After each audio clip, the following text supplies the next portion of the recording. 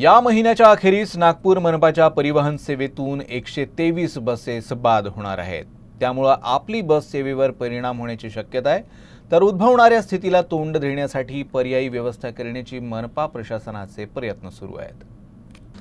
नागपूर मनपाची परिवहन समिती आपली बस सेवेद्वारे नागरिकांना परिवहन सेवा प्रदान करते। सध्या नागपूर मनपाच्या ताफ्यात 473 बसेस आहेत।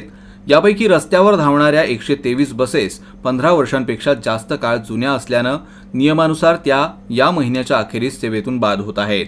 परिणामी येत्या काळात बस सेवेवर परिणाम होण्याची शक्यता आहे। मनपा प्रशासनाच्या मते यामुळे फारशी काही समस्या होणार नाही। फिटनेस टेस्टमध्ये फोल ठरल्यानं बंद पडलेल्या काही बसेस मनपा तयार करत आहे।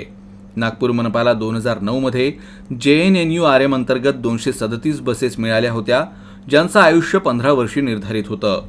123 बसेस या महिन्याच्या अखेरीस बाद होणार आहेत, तर ऑक्टोबर-नोव्हेंबर पर्यंत उर्वरित 114 बसेस बाद होतील।